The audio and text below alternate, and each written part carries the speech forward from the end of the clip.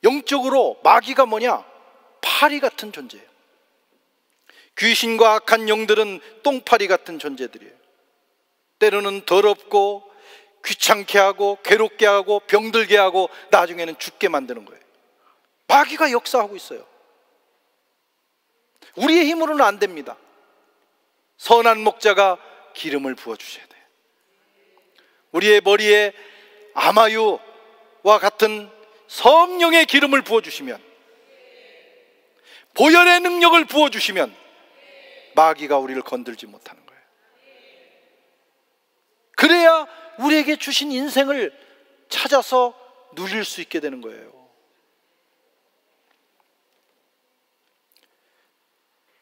또 이 아마유를 붓는 또 이유가 있는데, 오음과 같은 피부병을 치료해 준다고 합니다.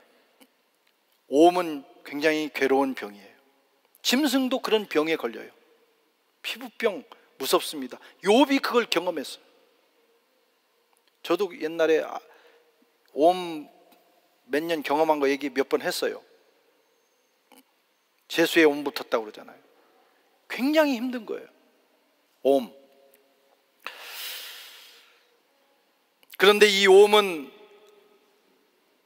전염 속도가 빠르고, 특별히 양들은 몸을 서로 막 부딪히기 때문에 금방 전염돼 버려요. 그러니까 한 놈이 걸리면 나머지가 다 오음 걸리는 거예요. 그것을 막는 방법은 기름을 발라주는 거예요. 성도에게도 오음과 같은 전염병이 있어요. 세상으로부터 오는 죄와 불신과 잘못된 사상, 왜곡된 욕망, 거짓된 풍속, 이런 것에 감염되면 처음엔 별거 아닌 것 같지만 조금 지나면 괴로워져요. 행복하지 않아요. 영혼이 힘들어져요. 이것을 치유받고 이기는 길이 있어요. 성령의 기름 부음이 있어야 되는 거예요. 우리에게 성령이 역사하시면 우리가 이걸 극복해낼 수 있고, 또 감염됐다 할지라도 그것을 치유받을 수가 있어요. 그렇지 않으면 행복하지 않아요. 또 기름을 발라주는 또 이유 중에 하나가 양들 간의 싸움을 막아준대요. 양들이 자기들끼리 싸웁니다. 싸울 때 어떻게 싸우냐면 이렇게 밀쳐서 싸워요.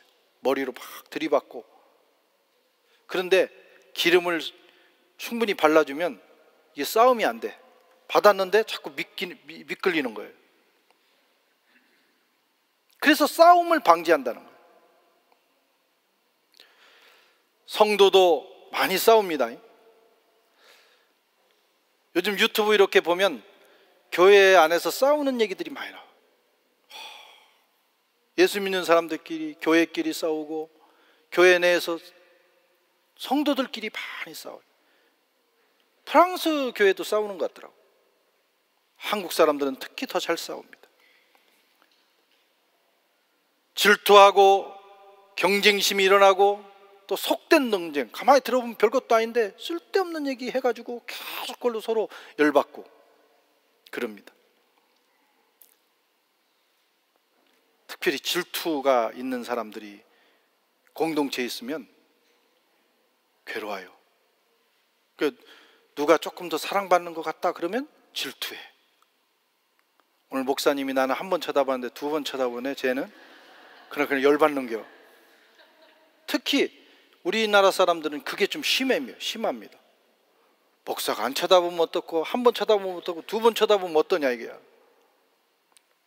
초월할 수 있어야 돼요. 자꾸 거기에 또 그렇게 신경 쓰니까 스타 목사들이 나오는 거예요. 그래가지고 그걸 또 자기 얼굴에 침 뱉기니까 여기까지 하겠습니다. 예수님을 바라보고 그냥 지도자들은 존경하고 사랑하는 정도면 돼요. 너무 기대할 것도 없어요. 저도 밥 3끼 먹고 사는 사람이에요. 화장실도 가고 똑같은 사람이에요. 아멘. 네. 그래서 그런 좀 합리적인 생각을 가지고 신앙생활을 해야 좋은 건강한 교회가 됩니다. 그게 심해지면 이상한 지도자들이 나오고 나중에 그게 뭐 사이비루도 가고 그러는 거예요. 그게 서로 책임이 있습니다.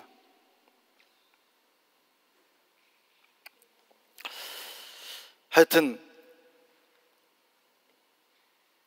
싸움은 서로를 상처투성이로 만들어요. 제가 교회를 개척할 때 첫 번째 교회 목회 철학이 뭐였냐면, 우리 교회는 이런 교회가 돼야 되겠다. 세계 선교, 아프리카를 우리 교회에 주옵소서, 그런 거 아니었어. 그건 나중에고, 싸우지 말게 하여 주시옵소서. 일단 모여서 우리끼리는 싸우지 말자. 서로 인생이 얼마나 힘들고 괴로워요. 사망의 음침한 골짜기를 통과해야 되는데 서로 위로하고 지지하고 격려하자, 이런 말씀. 그래도 사람이 모이면 힘들어. 근데 언제 평안하고 좋은 교회가 되느냐? 성령이 충만하게 역사하실 때. 성령의 기름 부음이 임하면요, 다 좋게 보입니다. 부드럽게 말하게 되고 상대방을 다 이해하게 되고, 그게 성령의 역사예요. 분쟁과 갈등, 상처 대신에 화평과 기쁨, 관용과 사랑이 넘치는 공동체가 되는 거예요. 그때 비로소 내 잔이 넘치나이다 고백할 수 있어요. 여러분, 모든 걸 다 갖췄어. 몸도 건강해. 근데 관계가 깨져서 서로 갈등하면 역시 불행합니다. 이 세 가지가 있어야 돼요. 이 세상에 필요한 거 하나님이 주셔야 되고, 또 하나는 건강해야 되고, 그리고 이웃과의 관계가 평화롭고 아름다워야 되는 거예요. 오늘 양들은 이 산 정상에서 그것을 경험하고 있어요. 그래서 고백합니다. 내 잔이 넘치나이다. 다윗도 그것을 경험했습니다. 오늘 저와 여러분도 그 놀라운 경험의 세계로 들어가기를 바랍니다. 주님은 원수의 목전에서 우리에게 상을 차려주시고 성령을 부어 우리를 치유와 회복 가운데로 인도하셔서 저와 여러분들의 잔을 넘치게 하시는 주님이십니다. 놀라운 순간을 기대하면서 살아가시는 저와 여러분 되시기를 축원합니다.